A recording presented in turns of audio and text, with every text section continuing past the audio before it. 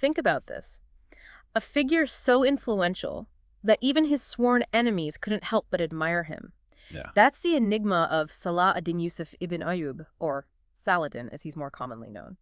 Today, we're not just reciting historical dates, we're diving deep into the life of a leader who commanded respect across the fault lines of the Crusades. Precisely.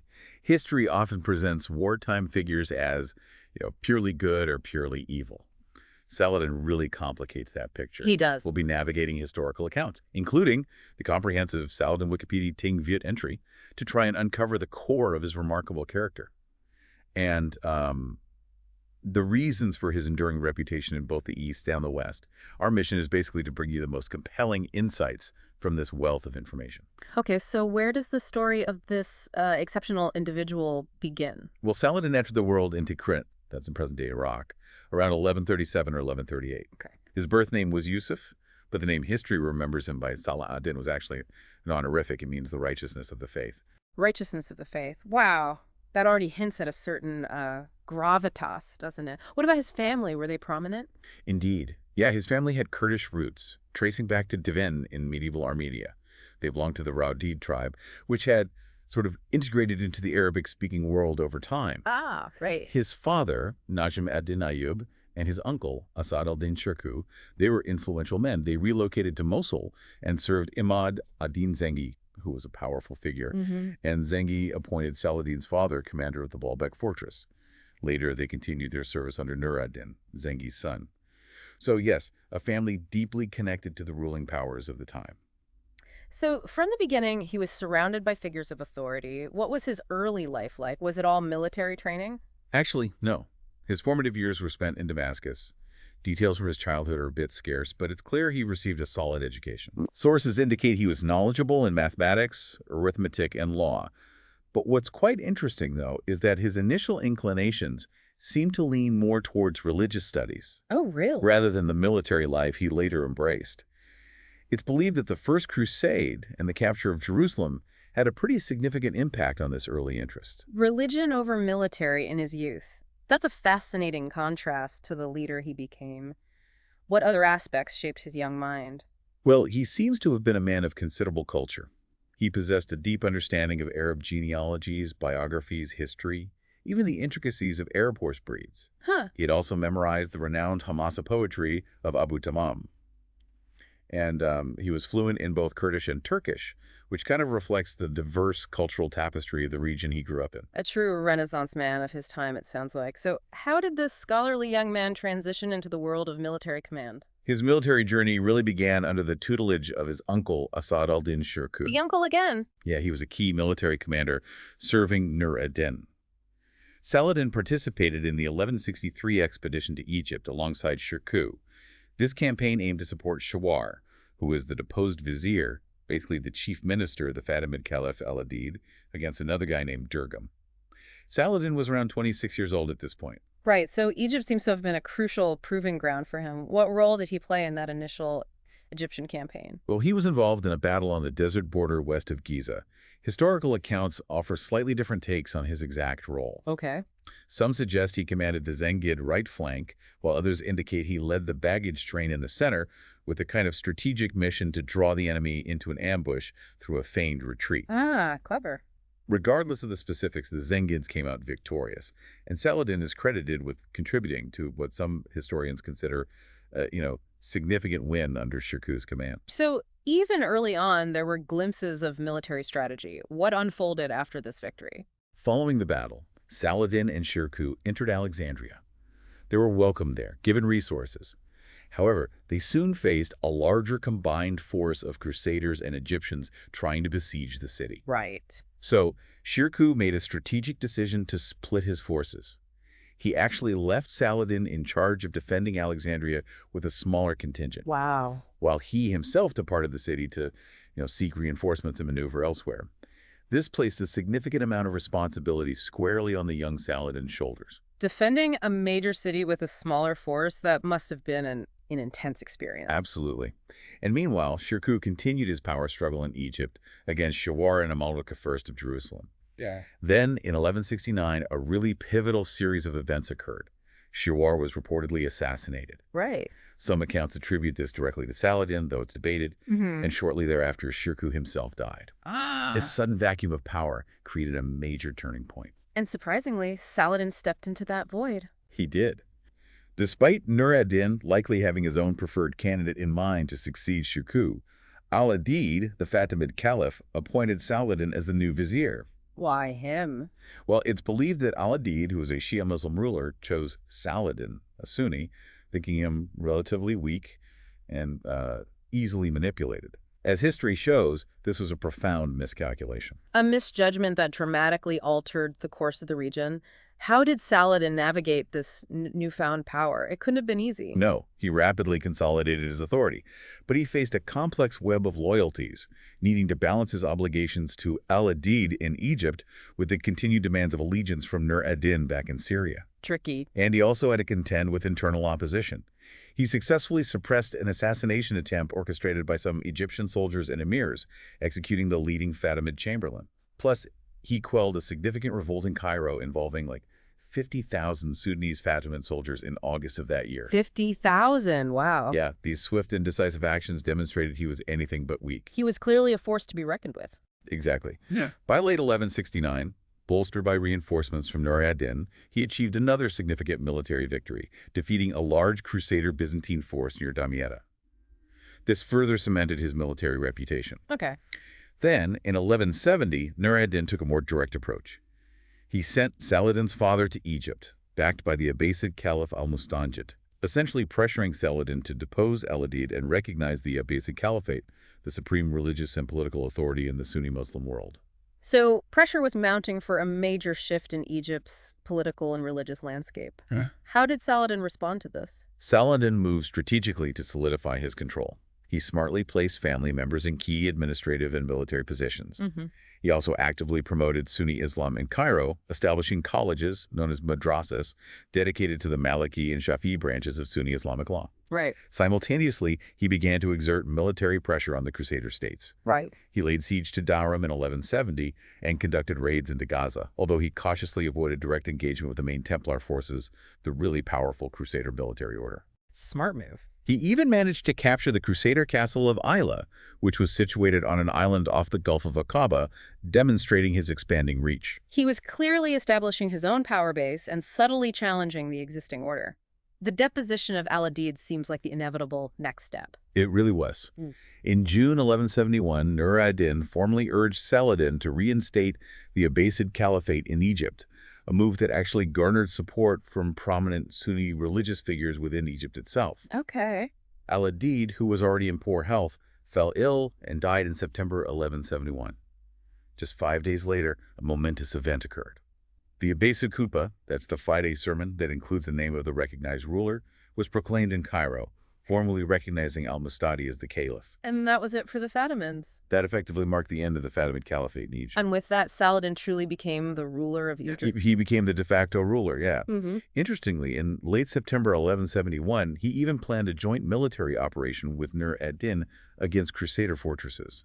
But he strategically withdrew from the rendezvous point, likely concerned about Nur ad-Din's potential to exert control over his Egyptian territories if their armies were to actually meet up. Always thinking ahead. Always.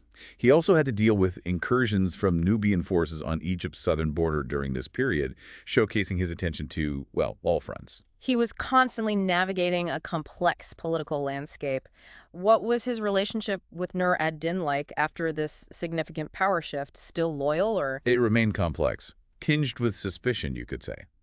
Saladin sought to maintain a degree of autonomy.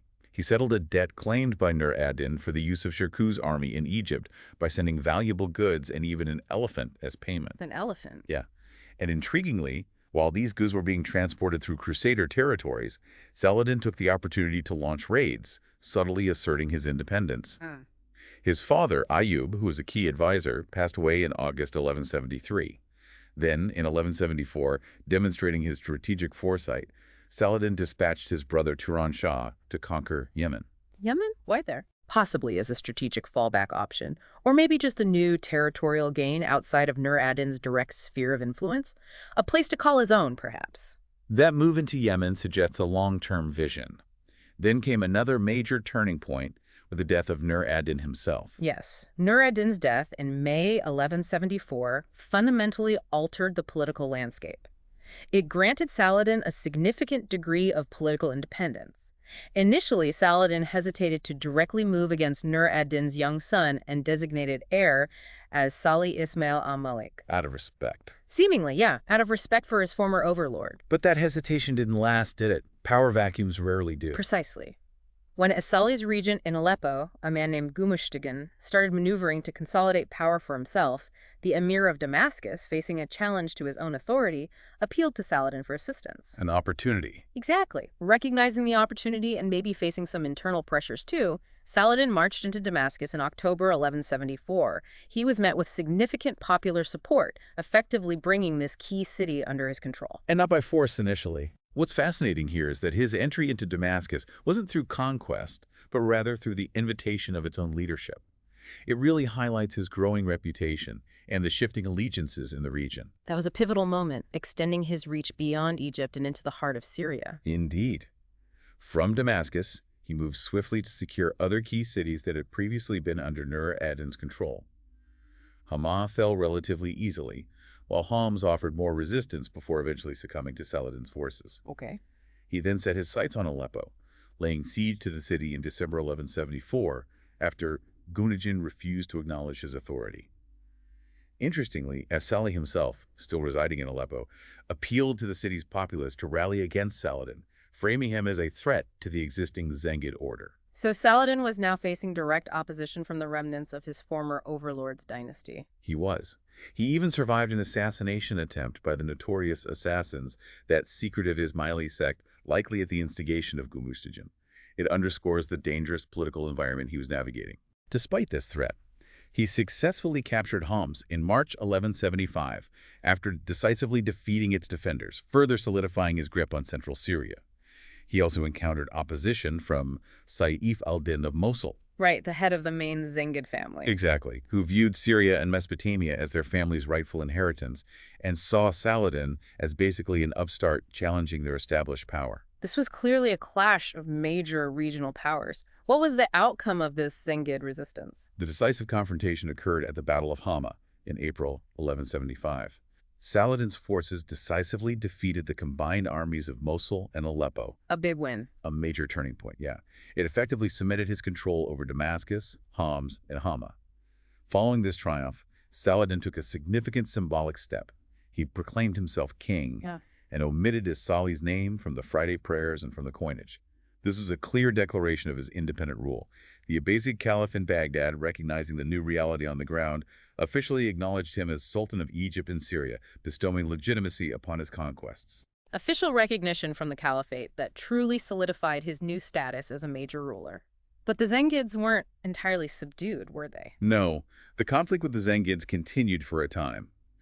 Another significant battle took place in the spring of 1176, where Saladin once again triumphed over Saif al-Din's forces near Aleppo. Okay. Notably, after capturing their camp and supplies, Saladin chose to release the captured soldiers. Really? Why? It hints at a certain pragmatism, maybe a desire to avoid unnecessary bloodshed among fellow Muslims.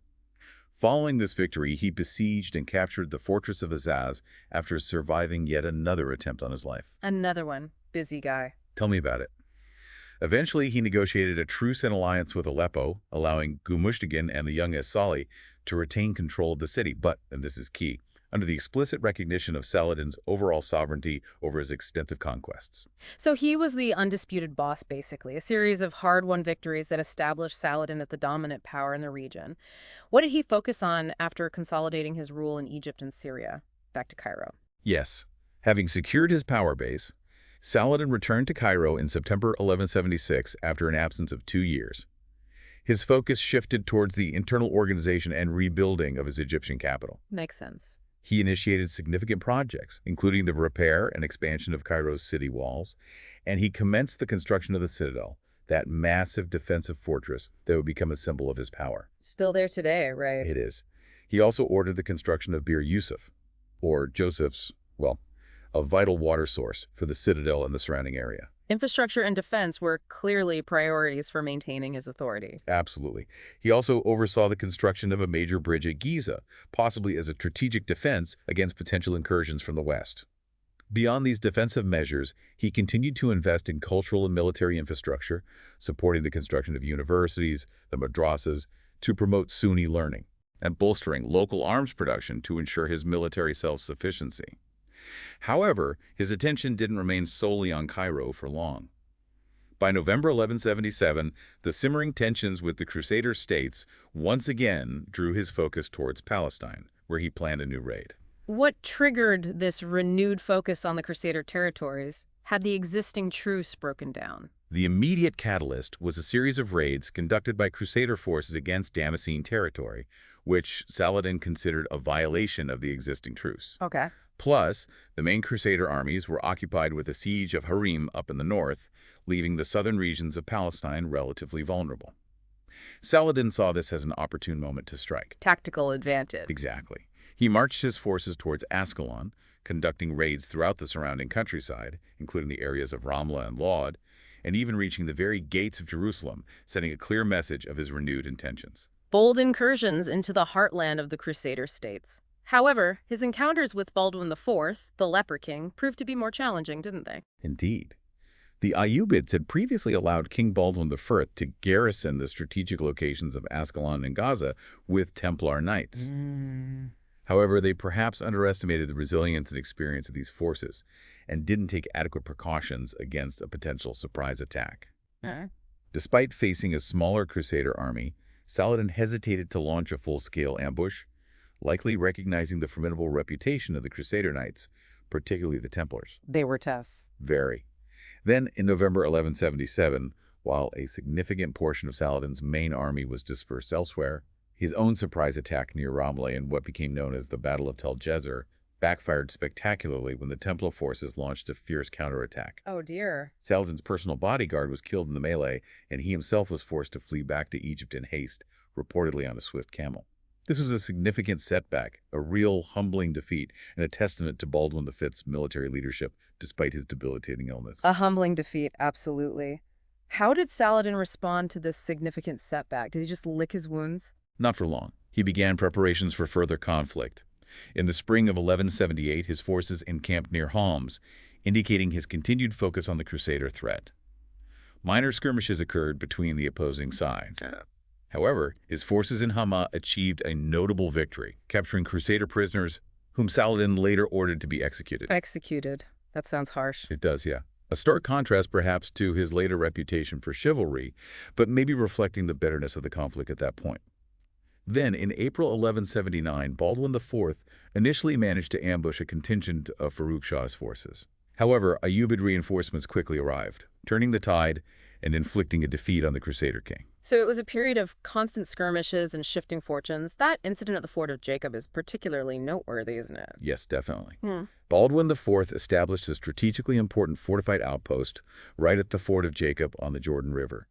This location controlled access to the Benias Plain and posed a significant threat to Saladin's strategic interests. Saladin actually attempted to dissuade Baldwin from continuing construction by offering substantial bribes. Money talks. Not this time. The Crusader king refused. Right.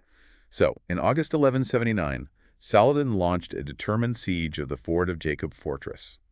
After a decisive victory against the Crusader forces defending it, he successfully captured and subsequently destroyed this key stronghold. Ouch. This was a significant strategic gain for Saladin, disrupting Crusader control in that area. Another key strategic victory for Saladin. But these ongoing conflicts must have taken a toll on both sides, surely. They absolutely did. By the spring of 1180, facing the prospect of a major campaign against Jerusalem itself, coupled with logistical challenges due to a severe drought impacting his supplies. Logistics. Always critical. Saladin agreed to a new truce with Baldwin IV. Raymond of Tripoli, another prominent Crusader leader, initially opposed this truce but eventually conceded after Ayyubid forces conducted raids into his territories and Saladin's fleet made a show of force off the coast of Tartus. This truce provided a temporary respite from the intense conflict.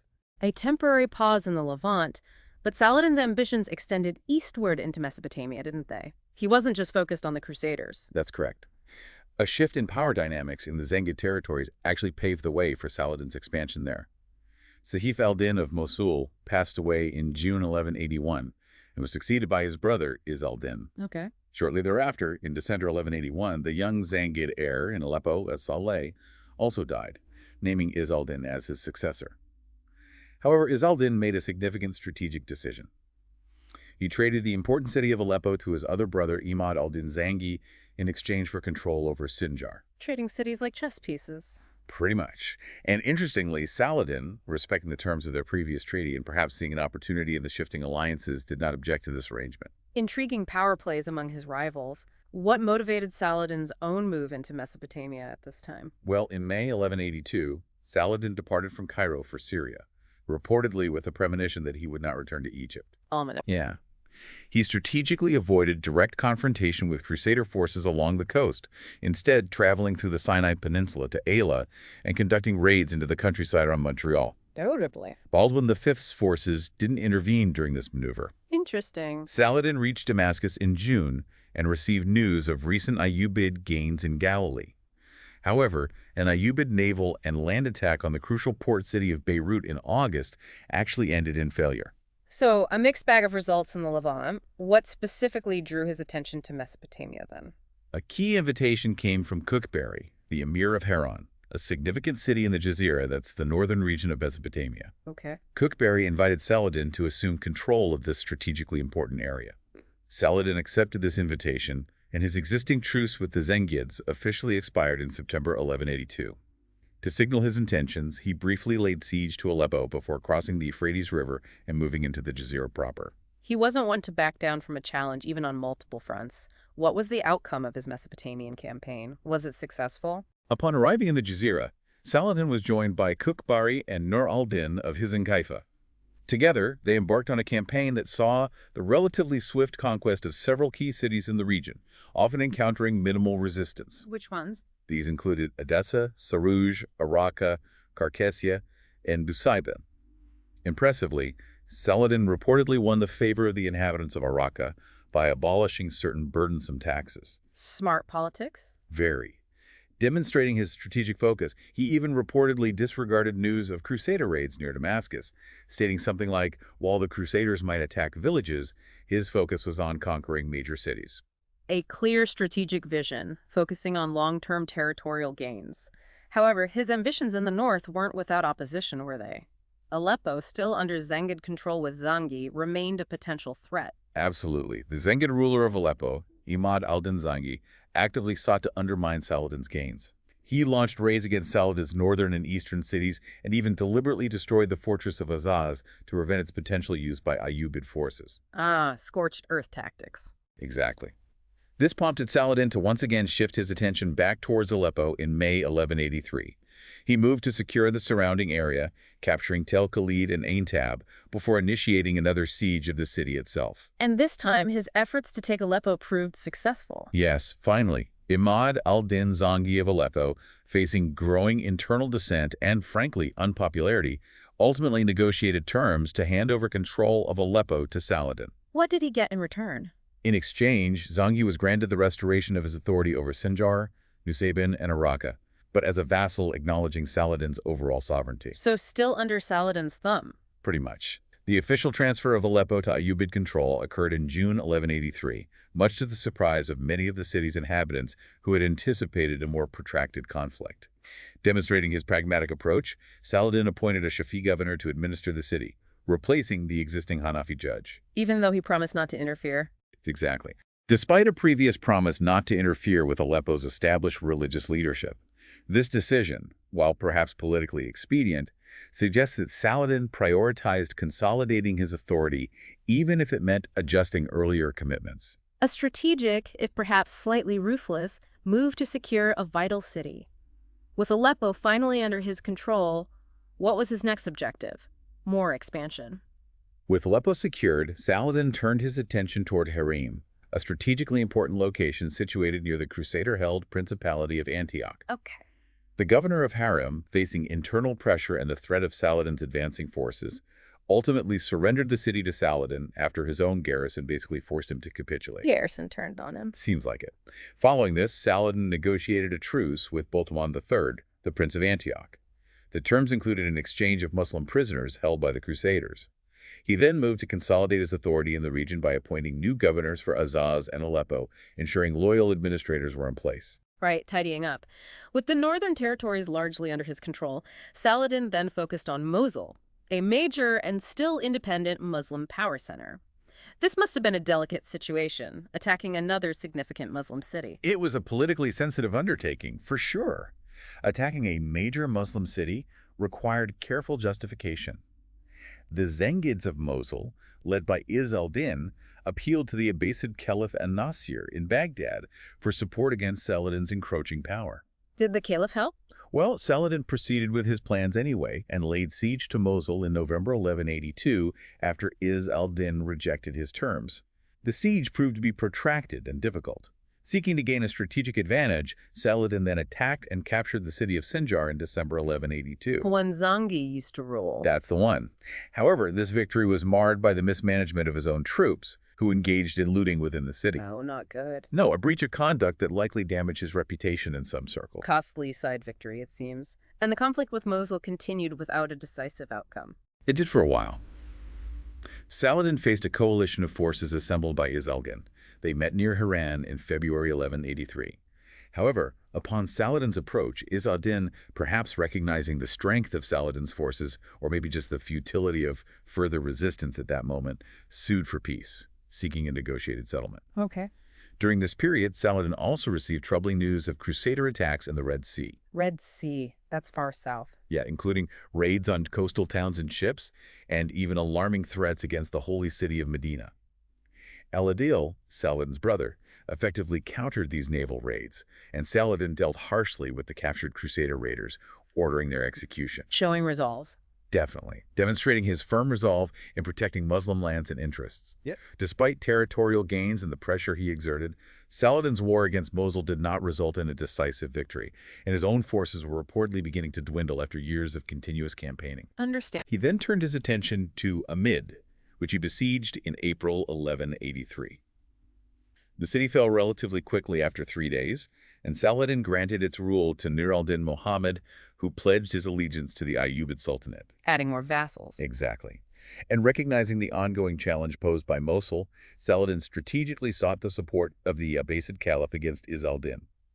He argued that the Zengids weren't fully committed to the crucial fight against Crusader states, Playing the Crusader card. and outlined his grand ambitions should Mosul fall under his control, including the ultimate recapture of Jerusalem and even the possibility of future campaigns against Constantinople, the Byzantine capital. He even offered territorial concessions to the caliphate in exchange for their formal recognition and support. Wow. This demonstrates Saladin's keen understanding of the need for political and religious legitimacy for his expansive ambitions. A clear indication of his overarching strategic goals and his understanding of the complex political landscape of the time. But despite his vast influence and military successes, his life would ultimately be cut short, wouldn't it? Indeed. Sadly, yes. Saladin succumbed to a fever in Damascus on March 4th, 1193. This was shortly after the departure of Richard the Lionheart, following the conclusion of the Third Crusade. So not long after that famous rivalry ended. Not long at all. And what is truly remarkable is the state of his personal finances at the time of his death.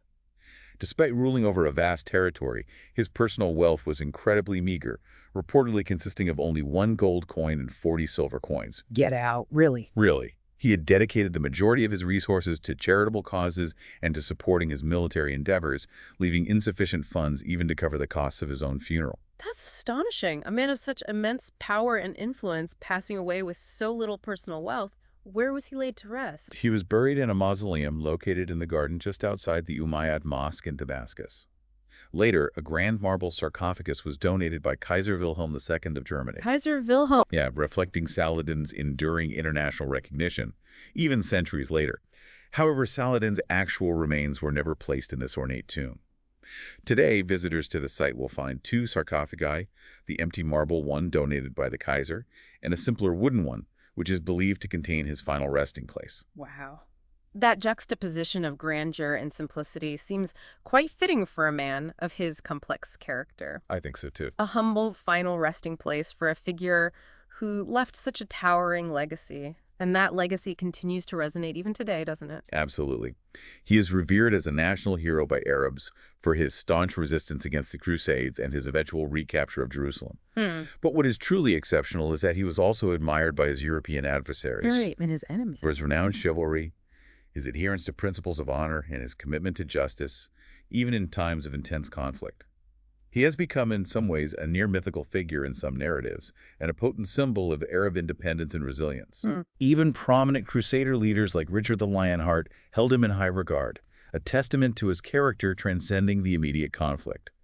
His respect even extended into Western literature. Figures like Dante Alighieri included him in the Divine Comedy, albeit in a place reserved for virtuous non-Christians. So in essence, we've traced Saladin's remarkable journey from a relatively minor figure to a powerful sultan who unified significant portions of the Middle East. We've examined his intricate relationships with both allies and formidable enemies, and his lasting legacy underscores not only his military and political acumen, but also the profound impact of his personal conduct. And I think what really stands out is that remarkable contrast between his immense political and military power and his evident lack of interest in accumulating personal wealth. Yeah, that's striking. It speaks volumes about his priorities and his approach to leadership. Furthermore, the fact that his chivalry and honorable conduct were consistently acknowledged and respected, even by his fiercest Crusader opponents, highlights a really unique dimension of his character that transcends the typical narratives of wartime animosity. This deep dive has provided a structured and hopefully engaging overview of Saladin's extraordinary life, touching on those pivotal moments and offering insights into the complexities of his rise and enduring influence. For you, the learner, we trust this has offered a concise yet thorough understanding of this pivotal historical figure. And maybe something to think about. Consider the multifaceted ways in which Saladin's image has been constructed and interpreted across diverse cultures and throughout the centuries. What particular aspects of his compelling story resonate most powerfully with you in our modern world? And what might those resonances tell us about our own values and perspectives on leadership and conflict today?